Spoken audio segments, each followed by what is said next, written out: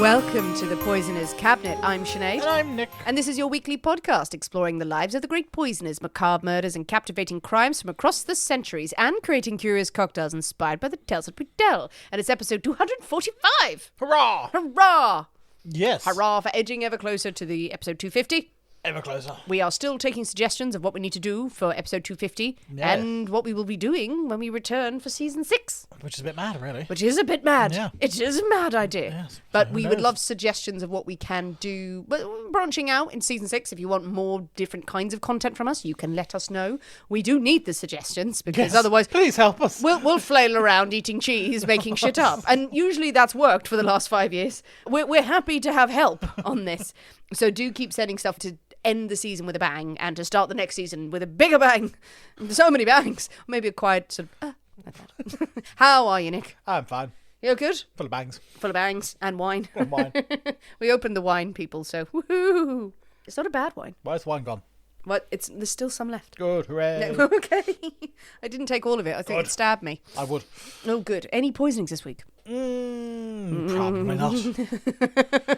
Yeah, it's been a week. It's been a week. It's been a pretty averagey sort of week. We were saying that in our warm-up chat after dark, which is where you can go and listen to us rambling incoherently. There was a lot of rambling. It was a lot of rambling, but it's always very funny. It's just because we're very funny. Well, Hilarious. if people listen to this going, those two need to shut up, don't go and listen to that bit. But it's been a weird week as we've been quite solitary and then gone, oh, no one loves us. But it's almost the weekend. But it's almost a weekend when there shall be much socialising. Yes, we shall have to make a plan of doing things and something jolly. Yes, we have, Poisonous Cabinet have the book club on Patreon Oh, on Saturday yes. night, Ooh, which yes. is going to be really exciting because we're talking about Victorian Psycho, and it's a book I absolutely love, and it's completely crazy. So our Patreons get to join us for a Zoom chat, but we do have the Poisonous Cabinet Belladonna Book Club on Facebook. It's the last lingering shreds of Facebook. But that's a lovely group, and people can post all sorts of recommendations for their books and what they're reading and join in the chat. So if anyone hasn't joined and would like to, you can do that there. And we're also on Instagram and TikTok and all those sorts of things. All those places. Well, speaking of talking about books while drinking heavily and dancing for no reason, So much dancing. I think it's time for us to thank our delicious Patreon subscribers. Absolutely, they are very much still dancing. We must say first, thank you very much to Denise To an actual penguin. and to Fiona and Merbles. Merbles? Merbles. Not Merbles. Yes. Oh, Or okay. Meuble. Meuble. Essentially. Oh, is it Meuble? It could be Meuble. Oh, that would be great if it was Meuble. Oh, but also Or Merbles. Merbles. If this is a person, I'm thinking it's a pet, but... Oh, I don't know, because there's an ampersand in there, so... Oh, is that? Oh, Yeah. oh, right. Okay. So Maybe, it is- whatever's happening, Yes. we're Thank sorry. And thank you. Thank you for joining. They're just like, okay, unsubscribe right now. Yes. Thank you, delicious, sexy, sexy Patreon subscribers. We had fun on Patreon this week. We had a tale of a town soaked in blood. That was a bit bonkers. It was bloody Edgefield, a random place in America, Yeah, don't go there. in South Carolina, that has a history of bloody, incredibly weird things that have happened. It was a riot. Yeah, very dodgy place to go. Yes. So perhaps not one for your holidays. If you want to know what the hell we're talking about, please do consider joining us on patreon.com/The Poisonous Cabinet, where you get extra episodes from us every week, as well as behind the scenes content, chances to chat to us. There is a higher tier, the Cyanide Connoisseurs, where you will get a gift pack from us, as well as the monthly PC Morris episodes and the aforementioned After Dark chats. That's the warm-up chat where we lose our minds. We have a shout out this week, and this shout out could be late or very early, depending, and I'll explain why. It's from our lovely, lovely fan, Charlie Udin, or Odin, excuse the pronunciation. She wants to give a shout out to her mother, Mary, who is turning 60, and wants to give her a big shout out for being awesome and a strong person. Her birthday is on the 4th of the 5th. Charlie, but But where are you? I think that was the 5th of April. If you're American, but if you're English, Could be the 4th of this May. could be the 4th of May. So I looked at that just before reading this out and went, shit. I don't know. Yes. So happy birthday to your mum. Happy birthday for last week or next month. Oh, yay! But thank you so much, Charlie. You're a lovely, lovely fan. You send us lots of messages and they're always appreciated. And big, big happy birthday to your mother for her 60th. Give her a massive hug from us and no poison. No poison this year. Well, Nick, are you ready? Oh, go on then. To drink cocktails and talk about poison. Talking about poison? Yeah. Let's talk about some poison. Yeah, we could drink poison and talk about some cocktails. Go on then. Oh, yeah, should we do that? Should we roll the dice down old Mother Hubbard's alley? I don't speak Cockney. I don't know what that Leave was. Mother Hubbard out of this. I don't know. I've done. She has enough trouble in her cupboard. It's not Mother Hubbard, it's Mother Redcap I'm thinking of. Didn't she have the big pub in the East End of London and killed people in it? In Jonathan Creek, she did. Yeah. No, it's based on a true story, isn't it? That episode of Jonathan Creek. Yes, that is based on a true story. No, there's a Mother Redcap is the name of the pub. It's a fucking true story. And also, I don't think it's anywhere connected with the East End. Look, things were said. Things were said. Things They were shouldn't have said. been Well, mums were mentioned. Should we go with the first one? Okay, whatever that one was. Hooray, hooray, hooray. It is Nick's story this week, and we can't possibly have a story without a cocktail in hand. As you know, dear listeners, every week we choose a secret ingredient that is inspired by the tale that we tell, and it will flavour our cocktail of the week. This week's secret ingredient is... It's a priest. a priest. An oldie-worldy oldie-worldy priest. You did say oldie-worldy priest. It's not a modern, newfangled priest. No, none of those. None of those, an oldie-worldy priest. Because we've had a lot of holiness, actually, lately. Yeah, but an oldie-worldy priest. Oh, okay. Yeah. Nice. Well, Yeah. with that as your Yeah. inspiration, your ingredient, what have you come up with? Well, I was gonna have one thing, Right. and then a couple of our followers on social and stuff, when you put out an ingredient, they suggest things. Yes, And they did. generally, if I have time, I look through those and go, ooh, and then they suggest one. I thought, oh, that looks so much better. Oh, okay. So we're gonna have an epiphany. An epiphany. Okay, that's more Jesus-y, isn't it? Well, priesty, Jesus-y, religion-y. Just crowbar it in there. Inspired by. I've had an epiphany. Right, okay. Inspired by the Lord. Right. What was the original going to be? We're gonna have a county priest. A county priest? Or is it country priest? Country priest. A country Like a priest. countryside priest. Oh, a countryside priest. A Country priest. country priest. Yes, but we're not having that. We're having an epiphany. No, we're having an epiphany. You had an epiphany to get an epiphany. I did. Hey, very I'm good. very excited. I think it is high time for you to solemnly walk into the Poisoner's Cabinet kitchen and shake up a storm. So we'll see you in a minute. So I'll see you in a bit.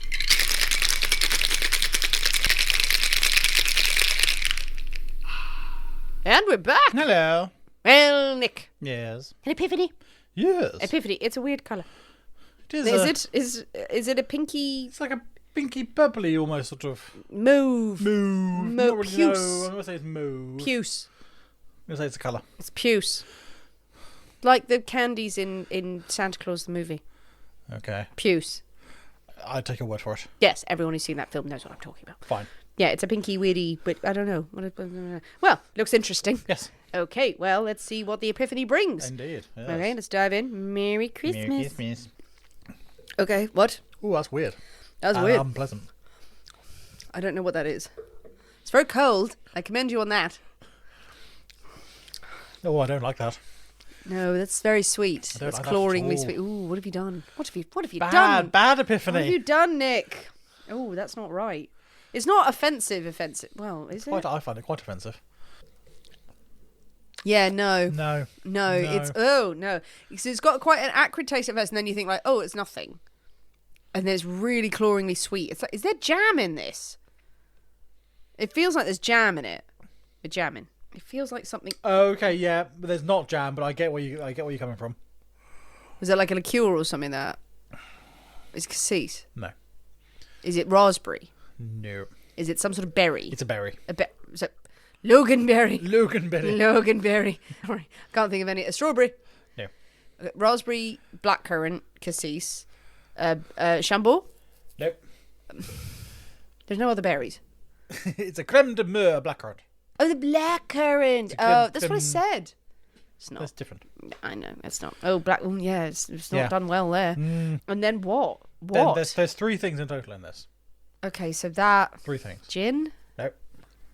vodka, rum, Nope. tequila, Nope. whiskey. Nope.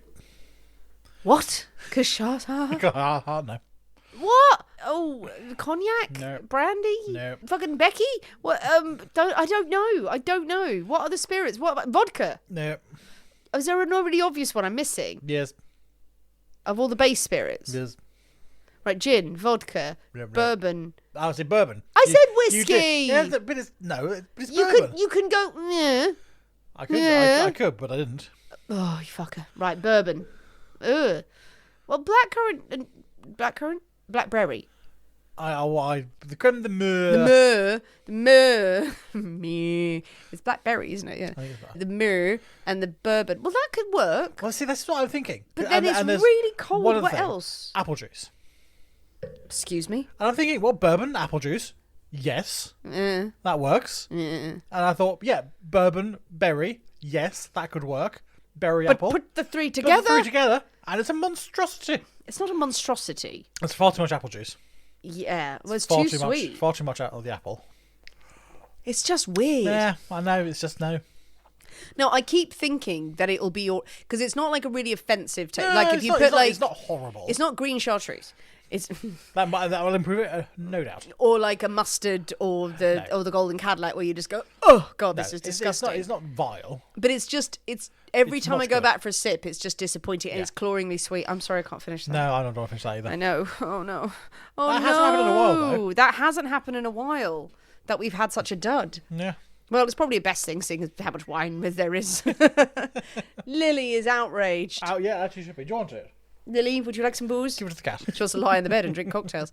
Well, that's a damn shame. The epiphany was false. It was a bad epiphany. It was an epiphany of false gods, epiphany of terrible, terrible sums. No, that's Eureka. Well, that is bad. Yeah, Well, that's not good. That makes me sad. With the epiphany cast out of the church, out of town, hurled from the window, and we are left with nothing but this lovely glass of wine. Is it No, don't- I'm trying to drink it. No, I've got a glass of wine there. Go with exactly? But it's nice and cold. Whereas last week's cocktail needed to be colder. That is damn lovely and cold, but it's horrible. that. Let's make last week's one. Let's do that in the break, in the drinks break. I mean, I think we're going feral really tonight. It feels like it.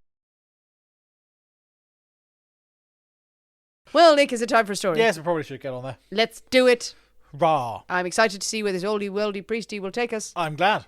Hopefully it's not somewhere horrible. Relatively horrible. Yes. Oh, good. Okay, so it is the afternoon of Sunday, the 26th of May, 1907. Oh, 7. 1907. And we are paying a visit to the New York City apartment of Mr. and Mrs. Henry Scher. Sure. Scher. Now, they feature quite a lot in this story, and I'm going to pronounce their surname horribly, as I will pronounce all the surnames in this story horribly. Well, what's sure? Well, how's it spelled? Scher. Scherrer. Scher. Oh, yeah. Good luck. So, Not even going to that's why try. I'm going with Cher. So Cher is Mr. sitting in her Mr. and apartment. Mrs. Scher. They are a middle-aged German couple who have this lovely apartment. Problem. It's a terrible smell. Ew. Terrible smell in the apartment. No one Oh. likes a terrible smell in the apartment. Nobody does. Now, they search the apartment. They are emptying cupboards and drawers and things, trying to locate the source of this smell. Thinking, oh, God, some poor animal has crawled in a wall cavity or in somewhere and because it's warm and they dropped dead and is now they've got to find what is Fucking causing this smell. So maybe rats. Yeah. Yeah, but they find nothing. They find nothing until they come to the final room in the apartment. Now, this is a room that they actually belongs to two tenants. Yes. So they rent out a room. Now, ordinarily, Mr. and Mrs. Scher would obviously respect the privacy of their tenants and not go anywhere near such a room, but the smell is something awful. They need to investigate. Besides, they haven't actually seen the tenant for 4 or 5 days. Right. Also- It's not a good No, sign. they knew they were going to be away. They knew they're away. Yeah, they knew they were going to be away. They haven't really been there, but they don't know when they're going to be back. And we cannot live like this. No, they might have left milk in there. Bad milk. Well, indeed. So It does make me feel like that they were just waiting to break into his room. Like, oh no, we've no other choice. no There's other a light choice smell. but to go through all your things. Yeah. Now, the two new tenants in question were John Muradian and a Paul Sarkassian. They had moved in about 3 weeks prior. They had paid Mrs. Scher $3 up front for 2 weeks' rent. Nice. But when it had come time for the next instalment of the rent for the next 2 weeks, the men had come up a bit short. Now, they said, don't worry though, we've just picked up some work. We can be out of town for a few days on this job, but when we come back, we'll have you rent. And Mrs. Scher, she is no fool. Yeah. No. You are not skipping out when Yeah. you owe me rent. Yeah. Because I'll never see you again. Fair And enough. she says, no, you ain't going nowhere until I've got the rent that you owe me. Good for her. Yeah, exactly. She really stands up for herself. They have no money at all. So they said, okay, what we can do, there is a trunk of Paul's belongings in the room. We will leave that as collateral. Yeah. Okay, it's a nice travelling trunk. There's some things in there. So if we don't come back, have it, sell what you need, and that'll more than cover what we owe you in rent. Type Okay. thing. And she goes, okay, fine, that seems fair. She saw the trunk when it was delivered, and it's a nice, Fancy trunk. looking, solid looking trunk. So that's worth a few pennies. Who knows what's in it? She goes, okay, fine. We'll do that. That had been, say, about 4 days ago or so, and they have since been gone off. And they hadn't really given much more thought to their absent tenants. They quite enjoyed having the place to themselves for a few days. Been having wild sex. But the smell started, and the smell's getting worse. So in they go. In they go to the room, and the smell gets stronger. Open the door, the smell hits them. And it seems to be coming from a corner of the room. And in the corner of the room sits the trunk. Something has crawled into the trunk. It's warm and cozy with clothes. Something's crawled in there. Something's died in the trunk. Something with opposable thumbs. Henry Sure, cautiously goes over to the trunk, opens the lid. Oh, God. Inside, he sees sort of piles of black clothing. There's a pair of shoes in there. He sort of lifts this clothing out and recoils as he uncovers the body of a man in the trunk, naked, bound, and very, very dead. Oh, well, we saw it coming. Yes. Henry screamed, unsurprisingly, Hey. in panic and alarm. Jesus. Drops the lid and backs out of the door, telling his wife, don't go in there. Run to the police station. Run. So they leg it to the nearest police station, and soon there are half a dozen policemen, a couple of detectives, and some reporters who have already got wind of this. Just hanging out in the police station going, nothing exciting happens in this precinct. It's so annoying. Oh, my God. Oh my God, there's a dead man in the trunk! So soon they're all converging on the sheriff's apartment. The sheriff's apartment. Now, the trunk and its contents are swiftly whisked away to the city morgue. Yes. For investigation, where Dr. Leanne conducts his autopsy. He finds that the man inside had been bound in a fetal position, but had been forced into such a position. There was a strap that ran sort of behind his head, around his shins, and had been tightened, sort of really squidging him down. Yeah. As the body was removed from the trunk, they find that several of his bones had been broken. So was this after he's died, or is it just to fit him in there? There are no signs of sort of external violence that they find. So no sort of bludgeon to the head or anything like that. So the doctor concludes that the man has been drugged, knocked unconscious or so, and then has been wedged in this chest. Bones have been broken while unconscious or somehow subdued. You'd wake up. To get him in this chest. Yeah. The lid has been closed, the clothes have been piled on top of him, the lid has been closed, and he has asphyxiated slowly. Whoa. Slowly suffocated to death Christ. inside this trunk, in no doubt absolute agony because of broken bones and what have you. I mean, whether he ever recovered consciousness from his drugging, we don't know. But not a fun way to go. No, not a fun way to go. Not an enjoyable to go. Not a dignified death. In this, I mean, the trunk is less than 4 foot. So 42 inches long, about 2 foot wide, and about 1.5 foot high, sort of thing. So a relatively small space to cram a full-grown man into. There is no identification found with the body, but the man does have a very, very long black beard, which is sort of streaked with grey, and the clothing turns out to be a black cassock. And some black shiny shoes and a clerical collar and a black hat. The very same clothes that an Orthodox priest would wear. So, presuming that these clothes belong to the man, we have a dead priest on our hands. It's a priest! It's a priest. It's a dead Orthodox priest. The only other potential clue they find in this trunk is at the very bottom they find a meal ticket, like a restaurant voucher, for an S. Emolian Brothers restaurant in Chicago. They also find an empty silk drawstring bag that's been chucked in there, and inside the chest the name Sarkis has been engraved. And on the top of the chest, on the outside, they find the name, little plaque with the name Emolian. Right, okay. of this. So the authorities, they do not know the identity of the victim, but they have some pretty strong leads about who they need to talk to. Yeah. Obviously, you've got the two men in the apartment. Yeah. John, They would be number one. John Moradinian and Paul Sarkassian, who they say they had left the trunk there, and then the apparent owner of this trunk itself, a chap who seems to be called Sarkis Emolian. So I think, right, these are the people we need to try and track down. Now, news that an Orthodox priest has been found dead in a trunk is not quiet for long. No. And pretty soon, it's throughout New York City. And a lot of the sort of Orthodox community are gathering outside the morgue to go, well, who is this man? Yes. Is he a member of our community? We need to find out who this chap is. Now, one of the men in the crowd is a chap called John Carafilian. Wait, is it though? There are a lot of Armenian names in this, Right, and I'm very sorry. There are a lot of irons. Right. So we're trying our best. Nick is. Caranfilian. Very nice. John Caranfilian. Now, he makes himself known to the police. He is relatively senior in the Orthodox Armenian Church. And if he was a priest, an Orthodox priest, a regular in New York, he would know him. He would know who he is. So the police see, and then he the throws police up. let him in and say, okay, come in and see if you can identify this man. Straight away, I know who this is.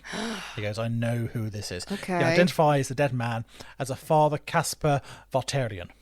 Ooh, good name. Now, he tells the police that he doesn't know much about Father Casper. He knows he had arrived in the States in 1899. At that time, he'd come from Turkey, and there had been a big sort of genocide, really, in Turkey of the Armenian population. Yeah. And a lot of Armenians had fled to the States and into Europe and things. And so there had been this huge migration at that sort of time, and he had come with them. His brother had arrived a few years earlier and had actually settled in Chicago. And his son came a couple of years after he did. Oh, right. His son or his brother's son? The father's, the priest's son. Oh, is he allowed to have kids? Well, it would seem so. But, okay. He had a son. He had a son, right. So, whether he was allowed to or not, I don't know the ins and outs of Orthodox Armenian Well, I don't priesthood. know either. Okay. But he had a son. So, and he was known as a free priest in that he didn't have a particular church or a particular congregation that he ministered to. He would go around the city.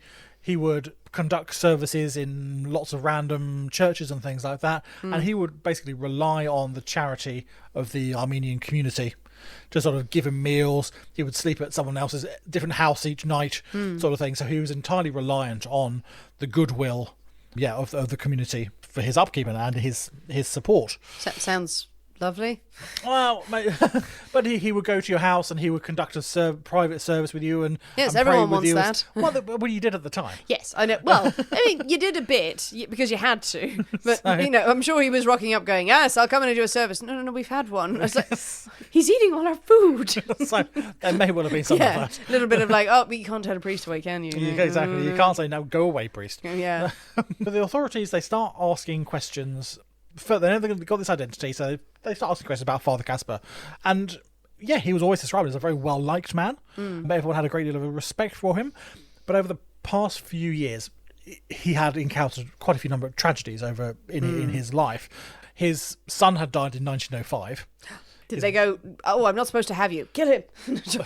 His brother passed away not long after that. Oh. So he had lost the two family members in the States that he knew. So he was very much by himself. Yeah. And everyone said that like a melancholy had slightly overcome him, really. Yeah, still not the greatest priest you want staying in your house and doing sermons, isn't But it? he was still there. He was doing his thing for the community as best as he could. Death is all. We're all going to die. Who's that knocking at the door? It's death. It's all very, very dreadful. Yeah, laugh a minute. I mean, he's had a hard time. Yeah, he's had a hard time. Yeah, He's had a hard life. When the police asked, well, do you know any reason why anyone would want to do him harm? Why would anyone want to kill him? Well, he was miserable. He was a miserable bugger, but apart from that, you don't kill a priest because they're a miserable bugger. No, you don't. But what people do come up with a possible motive, in that rumour had it, a very widely known rumour through the community, that Father Casper had smuggled gold and some precious gems out of Turkey when he left. Okay. That he had kept in a little drawstring bag around his neck. His drawstring bag. And this was his emergency fund. Right. If He the shit wore around really his hit neck. the fan, he did not trust banks. No, in the slightest at all. He Keep would it not close put his to money. you. Keep it close. Keep it with me at all times. And it was a bit of an open secret, really. He never talked about it, but everyone knew that he had this. It was also known that when his brother had died, his brother had been quite successful in business in Chicago, and Father Casper had inherited a substantial sum from his brother as well. And again, not wanting to go to banks or anything like that, this he kept with him. So he sort of travelled around with a decent small fortune on him that was like an open secret in the community, really. And he was apparently completely oblivious, thinking this would put him in any danger whatsoever. Yeah, he was a godly man. He was a godly man. No People one don't would such do. things. No one would do such a thing. You're in New York City, mate. Yes, people do such things, but he was completely oblivious to all of that. Maybe it's because he's walking around going, I'm so sad. Like, oh, if only you had your bag of gold and diamonds to make you feel better. No, it's not the same. It's not the same. Oy.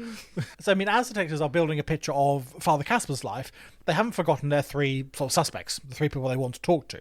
John They'd be shit cops if Moridian, they had. Paul Sarkassian and Sarkis Amorian. Now, all three, they are known in this Armenian community. Yeah, they're not strangers. No one had seen any of them for several days. But people refuse to believe, John or Paul, the two tenants, people refuse to believe they would have anything to do with such a horrendous crime. They're nice young lads, they're hard-working. Sarkis, on the other hand, not many people had a nice word to say about him. He was described as 5 feet tall, having a pointy face with pockmarked skin, greasy black hair. One of his supposed friends told reporters that Sarkis looked like a weasel. Oh, for God's sake. Well, yeah, those great friends. Like, he is a dear close friend. Also, he looks like a rodent. He looks like a rodent. Yes. Little pockmarks. Oh, yeah. He was not an overly popular figure. Right. So detectives start to consider him as their main person they want to try and talk to. So he is the one they need to concentrate on, and they start digging into his life to find out what he's been up to. And I think it might be time for a break. I think it is. Nick, we have our drinks. We do. We have better drinks. We just went with wine. More wine. Yes, that was easy and to hand, and the story is good. Yeah, indeed. We need to get back to the story. Yeah, indeed. So you got two good boys. Two good boys with a dead body. Yeah. And one guy who maybe owned the trunk. Weasley man. Weasley man. Yeah, the math here isn't great. Yeah. No. So police, as they're doing their investigations into Sarkis Amolian, and they discovered that he's actually only been in New York for about 4 or 5 months. Prior to that, he had lived in Chicago. Godless place. Where he had owned a restaurant named S. Emolian Brothers. So there was the link which to is the same thing. as the voucher, the meal ticket in the case. Now, unfortunately, that restaurant had gone out of business. The restaurant had failed, and he had moved to New York, constantly bemoaning his bad luck. The failure of his restaurant was everyone else's fault, not his. Oh, of course. Yeah. Boo-hoo. I mean, he had been the chef at the restaurant, and he was a chef. He was a fantastic chef. Really? Best chef in the history of the world. This is what he said of people. The other business partners, they were the money men. They're the ones who fucked up. Right. Okay. So his delicious dishes. He was there. He was creating sublime Michelin's quality food in Chicago. Duck and bananas. The business partners, the money men, they screwed up, and the restaurant went down the pan. And this is the story he continues to tell when he gets to New York, and he sort of starts ingratiating himself with the Armenian community in New York, constantly going about his bad luck, about how terrible his business partners were, what a fantastic fucking chef he is. Prove it, make me an omelette. Absolutely brilliant. So he becomes popular, no, but well known amongst he's known. He's known amongst the community. Known. There. He's not liked. Yeah. Right. Well, he does become liked. He does manage to ingratiate himself with one chap in particular, a Simeon Perlikian. Now, Simeon is a very nice chap, and completely taken in by Sarkis's tales of woe, the fools in Chicago he had to deal with. Yes. They never shared my vision. Now, so you got to think about what he was cooking here. Sarkis was in a strange city. He had nothing. Not a problem, says Simeon. I have a spare room. If you need somewhere to stay, come and stay with me. Pay rent when you're back on your feet and things. It's fine. Do some cooking. It's okay. How kind, says Sarkis. How kind. I couldn't possibly take advantage. Okay, if you insist. But what I need a job. I need a chef. I need to chef my life. The pans they call to me. The world needs my culinary skills. My right arm is complete with this whisk. Now, Simeon ponders this complaint and remembers that his uncle Charles Holopigian. Very nice. He's shouting for a pigeon. Yes, to say it really quickly. Holopigian. Yeah, that's what I do most weeks. I'm like, Now Charles, so Charles owns quite a successful restaurant in Hell's Kitchen. Oh, very in nice. New York. And he is looking to expand. He's looking to expand the business. Maybe Charles and the circus, maybe this would work. This is a great opportunity. Charles is almost as gullible as his nephew, it seems. Though he's not just looking for new employees at the restaurant, he's actually looking for a business partner. Oh, fool. To sort of expand things. Sarkis is so confident that with his new culinary ability, people will be queuing around the block to get into this restaurant. Yeah. They'll have to expand, they'll have to buy the whole block to make a bigger restaurant. Bigger kitchen for him. We need bigger kitchen, I need more whisks, I need a bigger pot. The biggest souffle anyone's ever seen. The only problem is that Sarkis doesn't have the $140 that Charles is requesting to invest and to become a partner in this restaurant. Not a problem, says Simeon. No, it's fine. I've got some savings. Oh no, Simeon, I've got some savings. You'll pay me back with the profits when you get sorted. It'll be okay when you pay the rent and all that. It's all good. I couldn't possibly, says Sarkis. Okay if you want to. if I have to. Were they... Why is Simeon being so generous? He's just a nice man. Were they kissing? I don't know. Maybe they were kissing. I doubt it, to be honest. Sarkis doesn't seem like the... I don't know. Maybe. Who knows? But he was just a very generous man, soul, and open with his community. And he seems like he's quite convincing, isn't he? Yeah, exactly. Yeah. A lot of people are completely captivated by this new arrival. Yeah. A lot of people accept Charles Hopeligian's Irish wife. He's married this Irish woman. Doesn't give her name, unfortunately, but she seems like an absolute firecracker. She is not taken in the slightest. Right. And goes, it's all bollocks. What the fuck are you doing? Oh, let's call her Mary. She sees straight through this She's nonsense. like, what the fuck? Yeah, exactly. What the hell are you doing? She later describes him that Emolian was not a man passionately enamoured with hard work. Sure, you can imagine. He's not a man passionately enamoured with hard work there, you see. I need to give you the lines to do the accent. He's not a man who's fond of the work. No, indeed. I mean, according to her, when she gives reports to newspapers, he spends most of his time arguing with customers. You don't understand my vision. Exactly. For this sandwich. So, I mean, she says if a man buys a cigarette, he says you should have bought a cigar. If the man orders soup, you should have ordered a steak. He's always arguing with people. You made the wrong choice. No, you don't understand. Yeah, people start actually leaving the restaurant because he is just unpleasant to be around. But he did become friends with a few regulars. Firstly, John Moradinian and Paul Circassian. They were regulars there, and Sarkis seems to latch on to these two young chaps. Impressionable. Two impressionable young chaps, absolutely. And this chap, he plays them quite the compliment as getting to know them. He also gets to know Father Casper, who is also quite a regular at the restaurant. Well, he's quite a miserable man. He comes in there, sits by himself, has his bag of gold, has his meal or something. A simple meal, absolutely. That he pays for in diamonds. But yeah, Sarkis strikes up a bit of a friendship and a conversation with the father as well. I'm sure he does. And probably through this discovers about his life and whether he talks about his money. I can't remember if he would talk about his money, but he's got the bag around his neck. Perhaps he's using that to get money out, and he talks about the father to other regulars who all talk about these rumours that he's got this money and stuff like that. So Sarkis comes to know that Father Casper, he's got a bit of cash somewhere on him. Yeah, somewhere under those robes, he's got some money, and he soon starts sort of accompanying the priest wherever he goes around the city. If he knows he's going to go to such a house to perform a blessing or a ceremony, then he will be there, type thing. And the father would go, "Hello, good to see you, my old friend," type thing. All very jolly. Oh, yes, I'm leaving now. I'll come with you. And they would walk and talk together and become very, very, very chummy. He's not doing himself any favours by being inconspicuous, really, is he? Let me make sure I'm seen everywhere you go. Yeah. This won't backfire. It doesn't take long for Sarkis and Charles' new business deal to turn slightly sour. Really. You might be good in the kitchen, you might be a good chef, but you're shit at everything else. Yeah. You're terrible with customers, you're terrible with staff, no one likes you, you're greasy and weaselly. This is not helping our business at all. So Charles actually tries to get rid of him. Yeah. And he actually says, well, you need to go. You paid $140 to sort of buy into the business. I'm giving you $100 to buy you out. Yeah. Just go away. Yeah. Here's $100.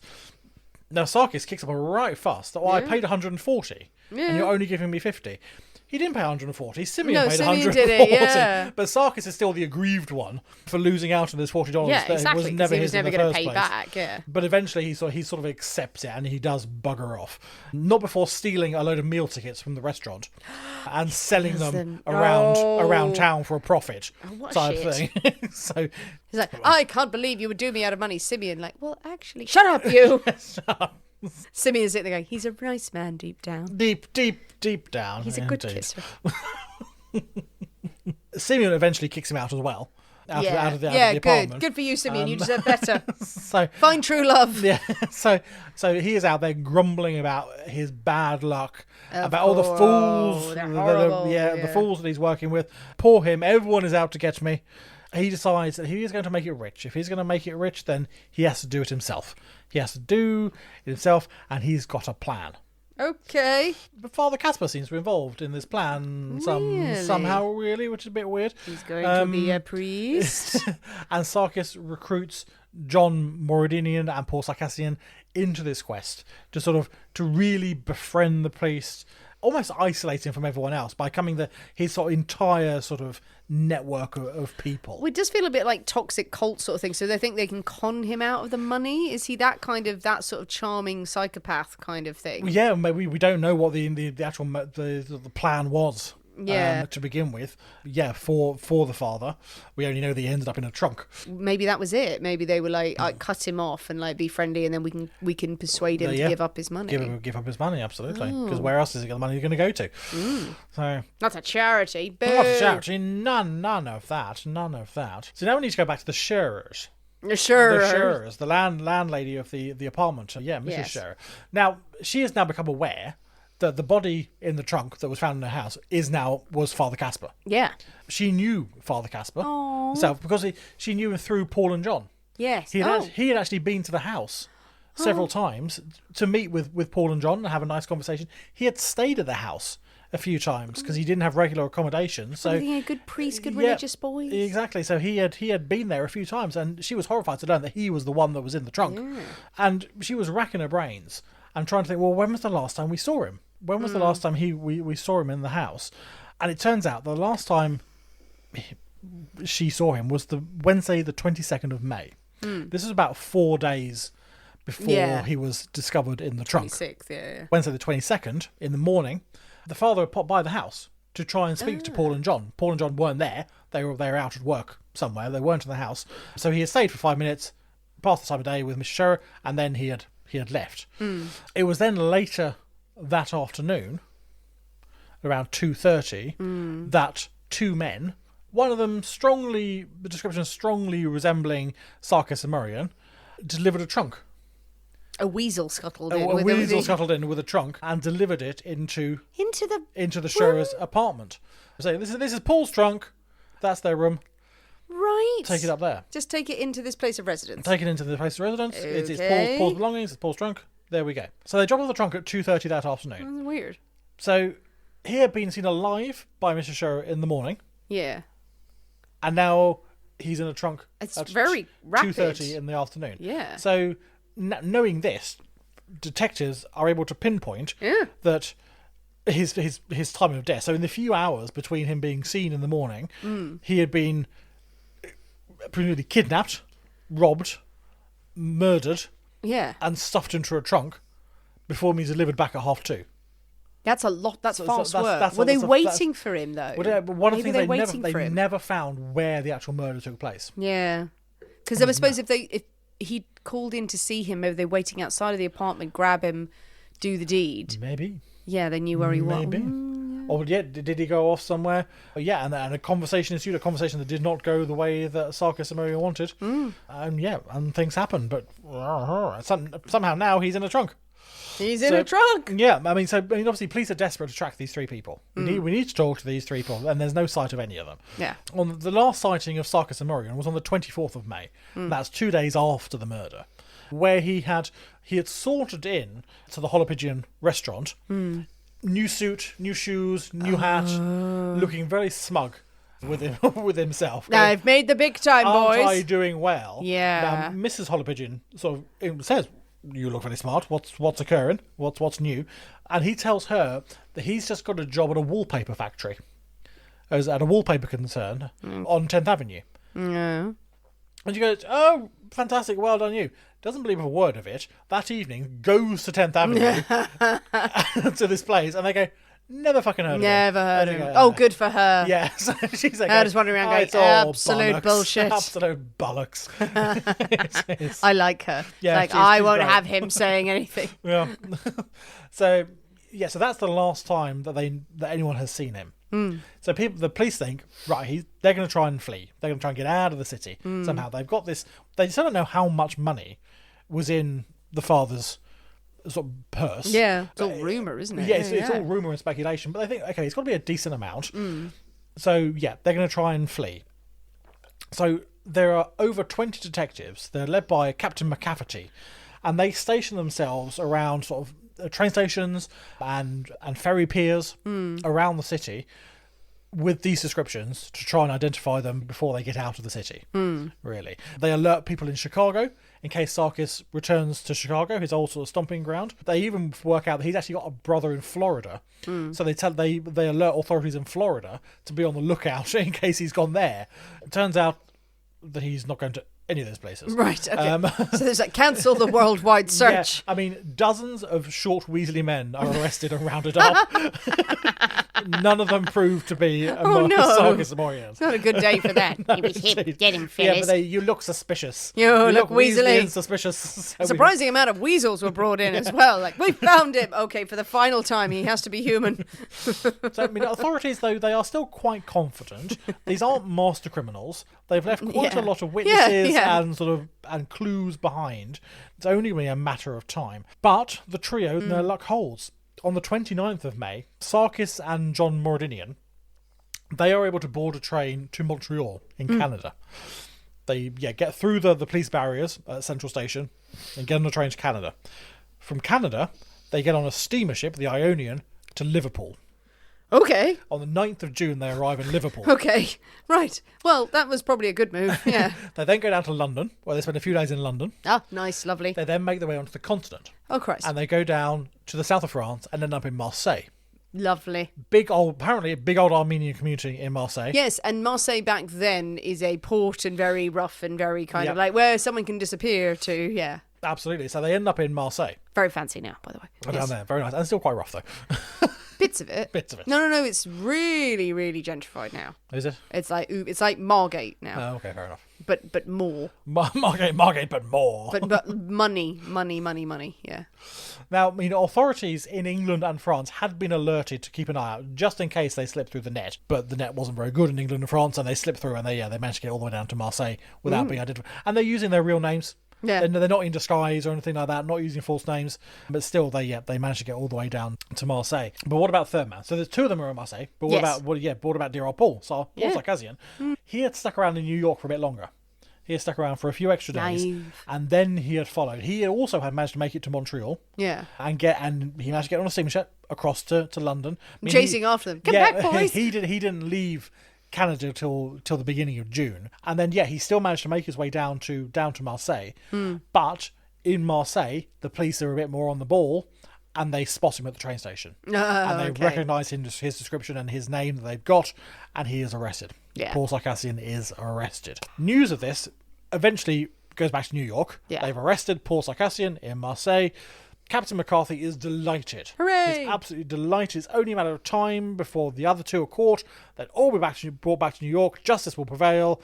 There will be justice for Father Casper. Yes. He tells reporters, the police of the whole world are working together to bring the murderers of the Armenian priest to justice. Never was there such a thorough canvass of the civilized globe made to catch a murderer. Oh, I think there was.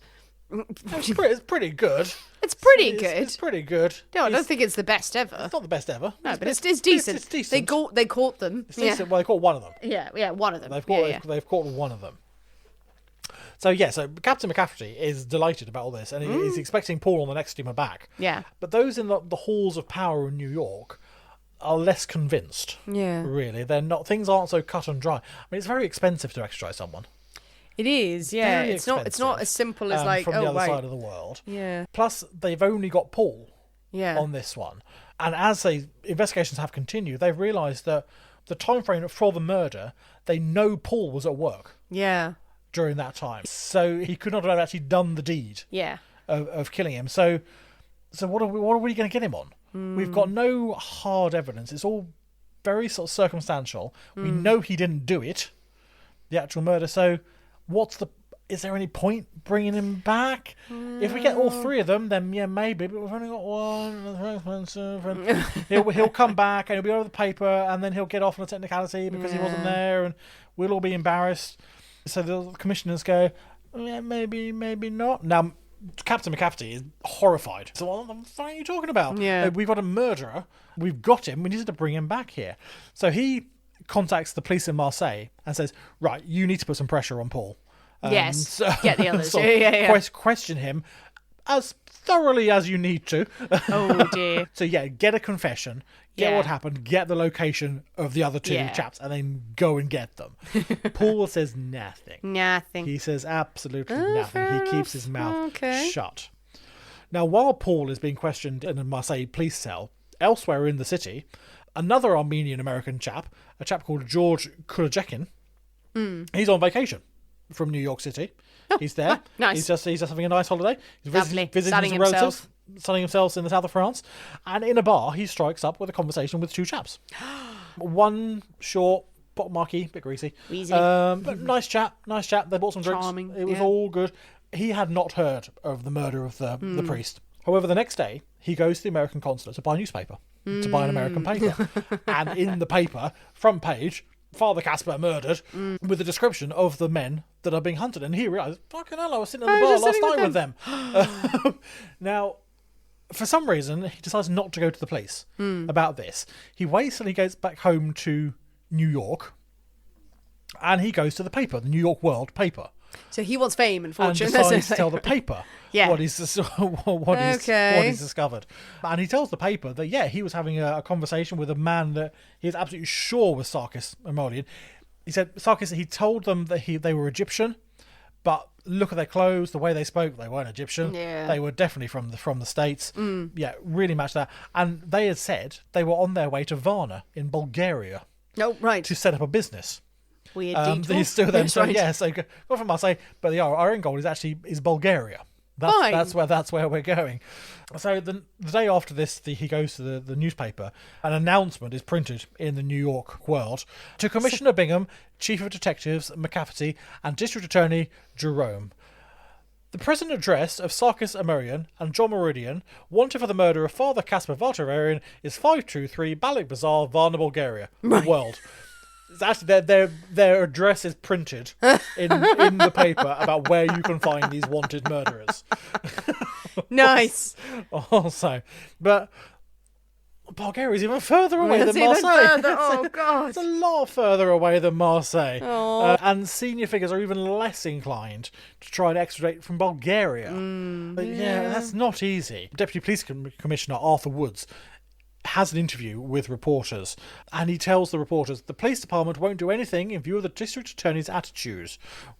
If the World, the newspaper, will furnish us with any other evidence, we will proceed. Right. But we've given you the address. We've given you the address, and exactly, reporters, we've given you the address. What more do you want? What other evidence? Well, a paid plane ticket. Isn't that your job to gather the evidence?